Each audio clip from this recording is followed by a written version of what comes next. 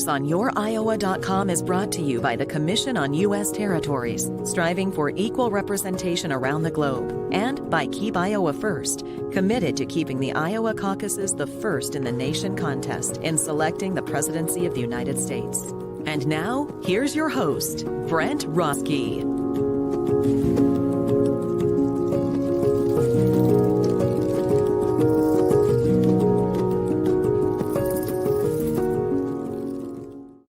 Happy Tuesday, everybody. It is the 19th of January. I've got my thick, woolly jumper on. It is chilly here in Iowa, but I'm very happy to see you today. Up on the screen, boy, look at these images, folks. We're going to be talking with Nick Busch. He's a miniature artist, and I just love folks who work in miniatures. We're going to talk with him.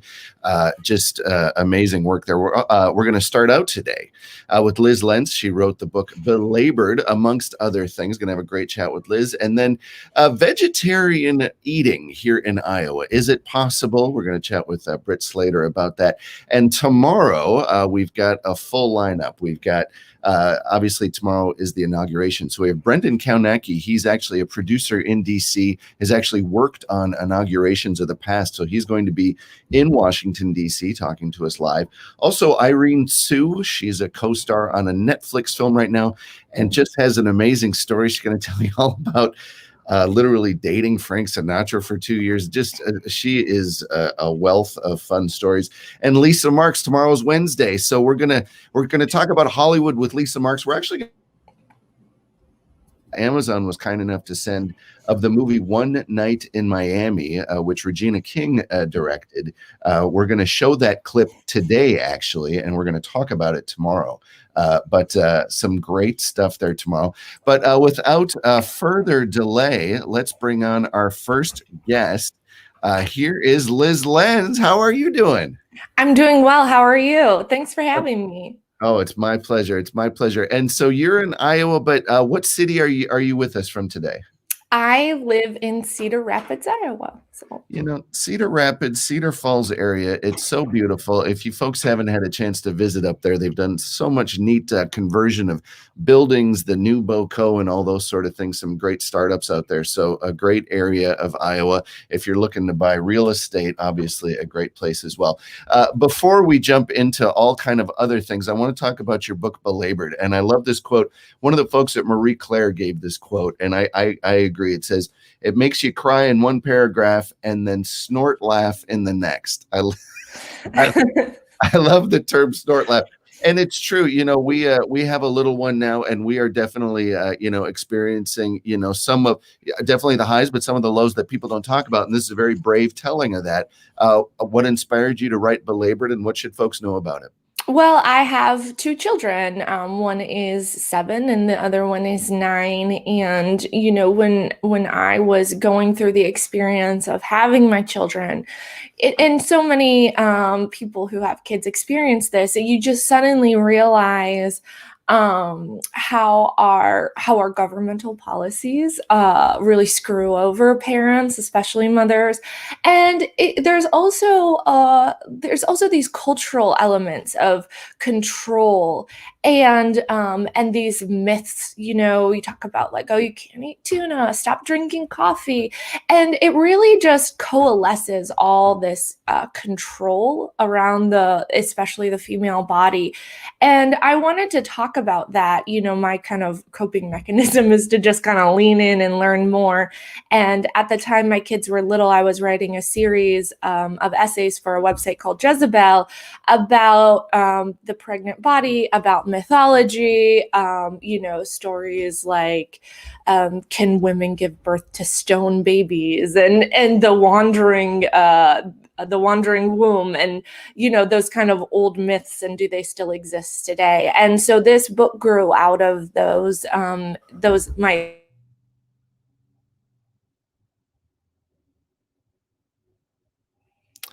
Oh, I think we lost Lyz. Lyz, can you hear us? We are going to I think we lost Liz. All right, we're gonna run a quick ad and see if we can get her back. This is an ad for the Lucky Horse. I was actually there yesterday. Fantastic food. Let's take a look. There's a new spin on casual dining near Drake University. Lucky Horse Beer and Burgers. Craveable faves, flatbreads, delicious burgers, frozen cocktails, and crazy cool vibes. Get to Lucky Horse Beer and Burgers today. Well, folks, we there she is. Liz, are you back with us? Yeah, I am. Sorry about that. So Cedar Rapids had a big derecho, and we were destroyed. And so my internet has been a little wobbly since then. So interesting. Yeah, it sure did. Derecho, I'd never heard the word before, but that day yes. we saw here in West Des Moines, we saw a 50-foot pine tree get picked up and dropped over. It was our own little mini tornado. So yeah, in Cedar Rapids, we lost over 70% of our tree canopy. We were absolutely devastated. So I haven't yet complained about my bad internet because I know that everybody's doing the best they can.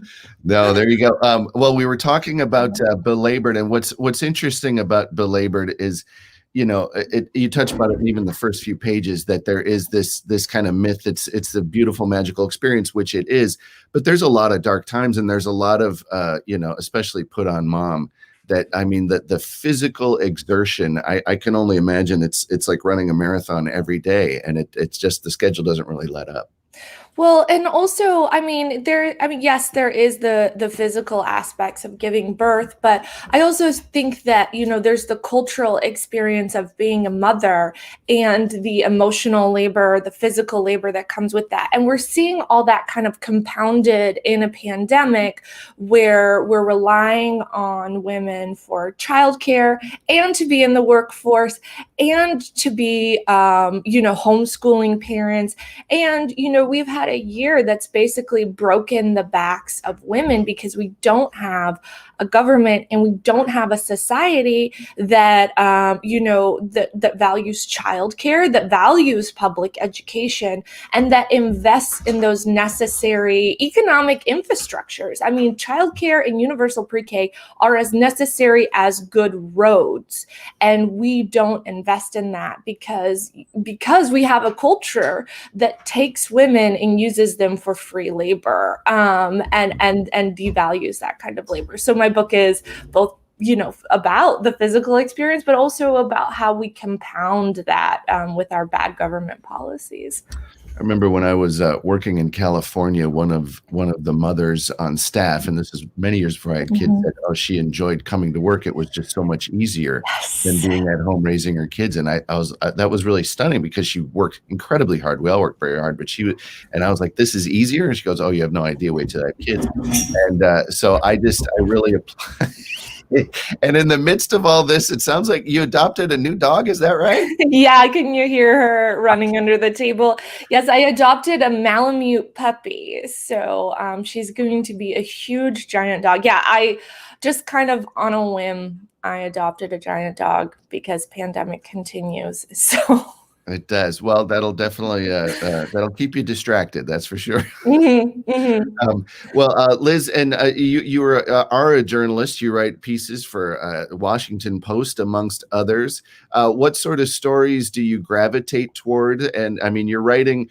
It's incredibly brave. It's incredibly honest. What sort of things should we be looking out from you in the future?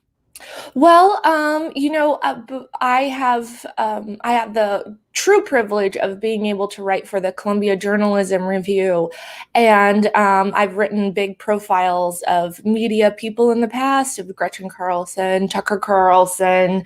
I wrote about Chris Cillizza. And so I have a new profile that'll be coming out soon in the next couple of weeks about social media and Russia and the era of Trump. I'm really excited for. And I am working on a new book. So hopefully we'll be trying to sell that very soon.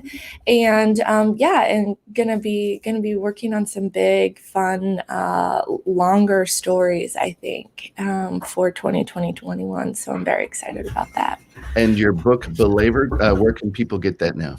You can buy it anywhere. I encourage you to buy it from your local independent bookseller. They can order it for you. If you're not close to one, bookshop.org is great. Otherwise, however you buy books, we're not here to judge. And folks, if you have a little one, or if you know folks that are maybe having some questions, concerns, or even a hard time after having their little one, it really is a good book. It's an honest book, and definitely I enjoyed reading it. So congratulations on that and all your work, your amazing writing. And I appreciate you being on the show today, Ms. Lenz. Thank you so much for having me. Folks, we're going to be right back with Nick Busch. He's this amazing miniature artist. We're going to show you a video he put together right after this. There's a new spin on casual dining near Drake University. Lucky Horse Beer and Burgers. Craveable faves, flatbreads, delicious burgers, frozen cocktails, and a crazy cool vibe. Get to Lucky Horse Beer and Burgers today. All right. On the screen right now is Nick Busch, miniature artist. How are you doing, Nick? Doing good. How you doing, sir? I'm doing great. Look at this. Here's Nick in action here, this video. I love miniature artists. I love the work you folks do. Look at this, folks. So why don't you tell viewers what we're looking at? Well, this is a scale city I'm building actually for a photography project coming up. It's 135th. It's kind of like a lot of it's stylized around old English buildings. And that was kind of like my whole theme. It's going into a bigger project. I'm doing a photography project for Romeo and Juliet, kind of like since I can't exactly do a movie, this is like the next closest thing is I actually just build the miniature sets. Then I photograph the human models. Like I have like a Romeo and Juliet. They're coming down. We're going to the studio. We're going to photograph it all. Then I photograph the miniature set. We combine it together in Photoshop, and you get kind of like a movie-esque pictures in the end. It's just amazing. If you've seen Nick's other works, and Nick, what website or Facebook? Where can people see more of your stuff?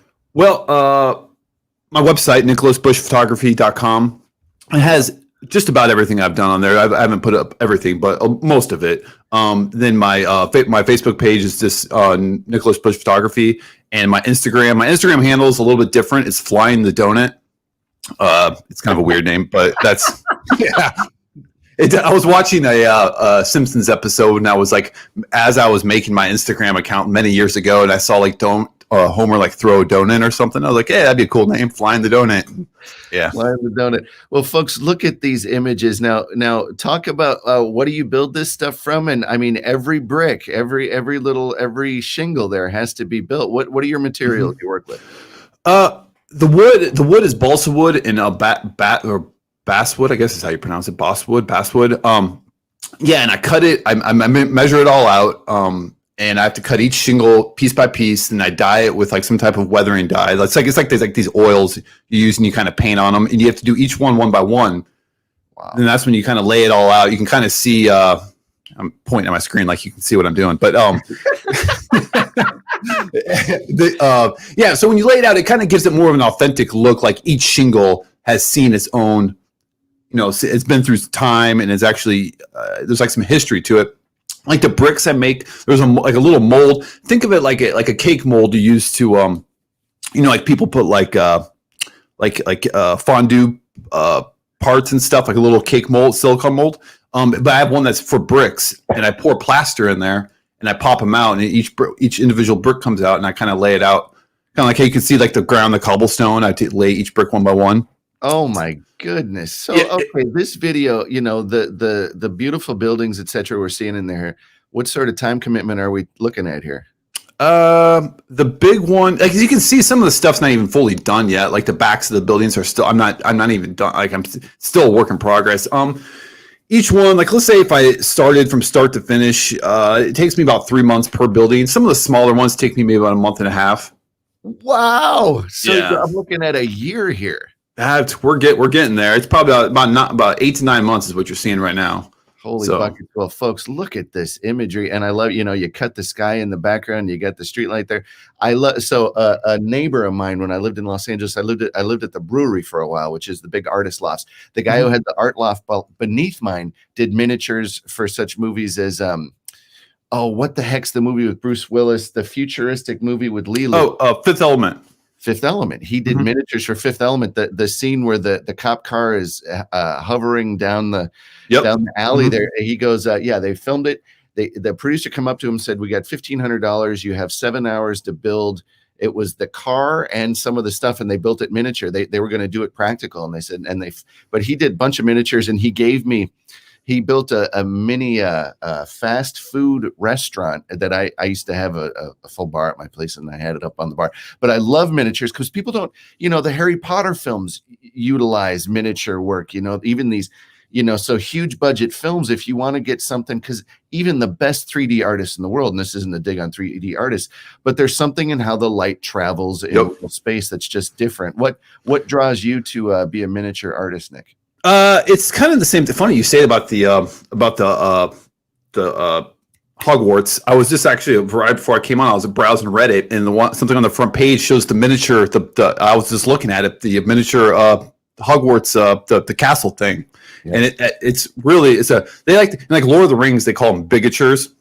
They're not exactly small. Like I mean, they are, but they're really big because they have to be. They're full size castles and stuff. But what really got me into this stuff is when I originally saw Lord of the Rings and I saw the behind the scenes stuff and just the amount, like what they showed you could do with miniatures on film, just blew me away. Now I never tried it back then. I never actually started trying this until about 3 or 4 years ago.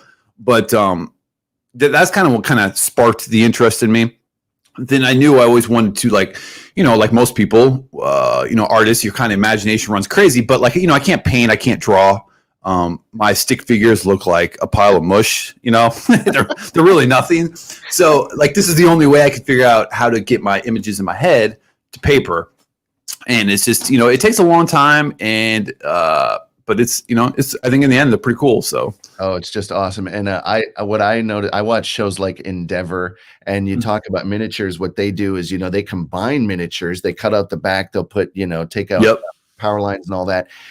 They'll add spires in the distance and all that. So really, what we're able to do now with the compositing is just fantastic. But Nick, I just love this. I saw this. I had to reach out to you and ask you to be on this because I think this level of artistry, there was a movie called Coraline, and they, stop motion, all that sort of thing. And really, I think what people are gravitating toward in my life as much, buying, I just bought a record player to buy records, that tactile experience. Oh, sure. Yeah.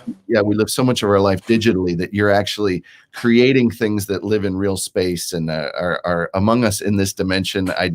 It's so great. And I can't wait to see this. So I see Capulets on the sign here. You mentioned this is a Romeo and Juliet. Will this be a film? Will this be still photographs? What's your vision for this? Well, this thing has quite changed through the last 9 months. It was just going to be two smaller buildings. Then as time goes on, it keeps growing and growing and growing. Like I was telling my girlfriend, I've been kind of debating, do I want to build a church? Do I want to build there needs to be something behind the buildings you see right now.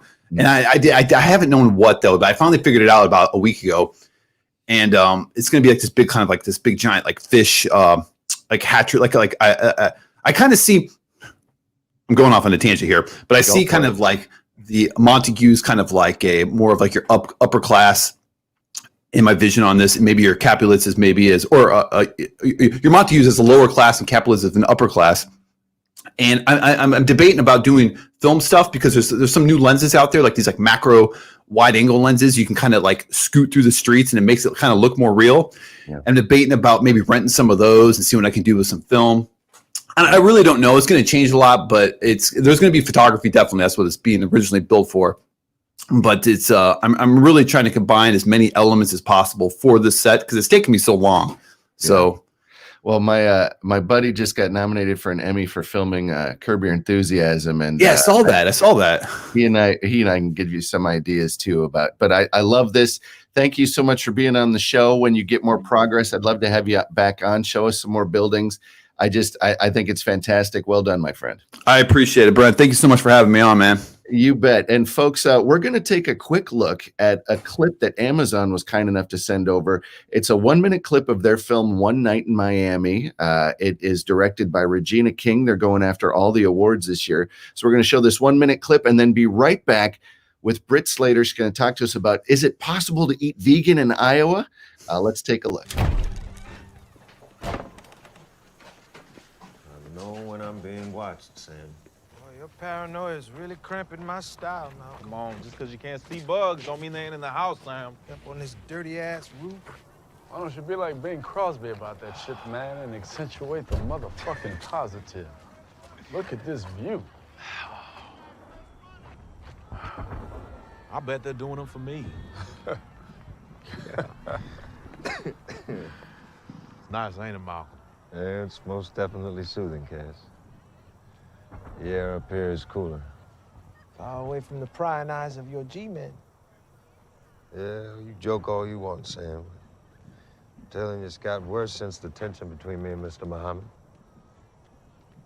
I met with a writer in New York a few weeks back. There were 2 guys following us through the airport. I swear it was the same 2. I thought you didn't trust writers. Oh. This one was a brother, and well, this meeting was important. I figure I better start getting my life story documented in my own words while I can. Folks, well, I still got the video back on. Here we go. And Britt Slater, there she is. Hi. Hello. Good morning, Brent. Wasn't that so? Lyz, an amazing writer, and Nick, did you want those miniatures? I love it, huh? Yeah. Oh, you know what? That's so interesting. I love that. When I was a kid, I used to really be obsessed with those little train sets. My friend's dad would do that all day long after work, and I loved it. I wish I wanted to go play with it more, but didn't want to break it. I forgot all about it. I had a train set. I used to have an edit bay set up, and I had the Area 51 train set I had set up above it. Wow. There's what does it talk to, folks? It talks about trying to control something in the chaos, miniature worlds. This is something I can put the brick here and I can put the statue, but it's just when I first saw that video, I was like, oh my goodness, normally that takes big budget, big time, and he's put 8-9 months into it. So yeah, wow, well done, Mr. Yeah. So we're here to talk now. I'm gonna pop a picture up. It's gonna cover you for just a sec, but look at that. So that is a picture of some vegan food. Now, so my wife is a vegetarian, and when that influences, Samuel L. Jackson has a great line in Pulp Fiction. My girlfriend's vegetarian, which means I basically am one too. I definitely have eaten a lot more vegetarian meals than I ever have in the past. But people don't necessarily think that is available here in Iowa. You just you moved back from California. What have you found? Yeah. So after living in Los Angeles, Los Angeles, every single restaurant, they offer a vegan option, a vegan menu, right? So here it's been a pleasant surprise. We left Des Moines in 2015, and there really wasn't too many options. I totally forget the name of the one restaurant I used to go to. It was a ramen soup restaurant anyway. But we came back, and this place is it's all over. There's so many vegan restaurants, and during COVID, even if there's not, so the storefronts maybe have gone down sadly, but people are still operating out of buses, out of their they'll rent this one. It's called New World Kitchen, and the owner rents a space out of the Mickle Center, and you call in on whatever day of the week, and she'll take your order, and then you go pick it up on that Monday of the week. So there's interesting options like that. But I wanted to mention 2 of my favorite places, and this one, and gosh, I really hope I don't butcher this name. It's the picture that you just showed that I sent you. It's Ice Cream El Michoacano, and it's off Morrell Hay Road, and it's family owned. And from what I hear, the daughter is vegan, so the menu is really, they've made sure it's pretty good. I don't know if she probably had something to do with that, but it's probably the best vegan, authentic Mexican food I've had, even in Los Angeles. Wow. So I've gone to a lot of street, vendors, vegan Mexican street vendors in Los Angeles. It's right by the Morrell Hay Mall, right? Yep. Mm-hmm. Yeah. And it's pretty affordable, and you get a lot of food. I really recommend it. the burritos are really good. There's something called La Flautas that are good. I recommend those. Flautas, yes. Flautas, yes. So here's a question for you. So you're saying that they make vegetarian food, Mexican food, vegetarian. Is it a big taste difference? Would someone know necessarily that they're ordering the not chicken burrito? I mean, it's hard to ask a vegan that. I've been vegan for 7 years. So to me, it's just like, yay, but I don't think you would. Honestly, I've had friends that have eaten vegan food from restaurants and they're like, wow, this is great. So, I mean, I wish I could answer that, but everybody's taste buds are different. I think it's just good food, whether it tastes like authentic meat or not. So good point. Good point. The next place I wanted to mention is, everybody mentions this, but it's called Dirt Burger, and it's in East Village, and the owner is so great. If he's so caring and he reaches out to you, if any part of your meal isn't satisfactory, he gets back to you like that. I mean, there's been like one time where something, I think my burger it was a little off, and he just like immediately responded. So I just wanted to really mention that because that's important. But it's great because what this place has done is, these days you hear so much about the Impossible Burger and Beyond Meat, right? It's kind of getting old just to me because it's just, oh gosh, I don't want to have to eat this again. But they've really perfected their own house vegan patty. And that's what makes this place great. In fact, they won City View's Ultimate Burger Challenge in Des Moines. So that says a lot, especially, coming from a place like Iowa. Yeah, it's great. Any burger on this menu, they have funny names too, like the Cobra Kai. It's great. So I recommend Dirt Burger.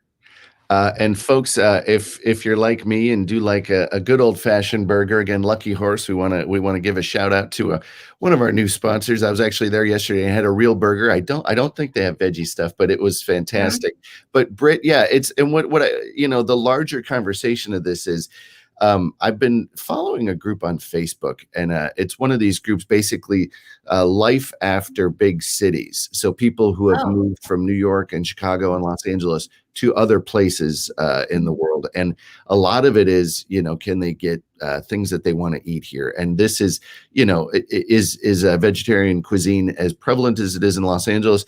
No, but what you're saying is it's absolutely still something you can get.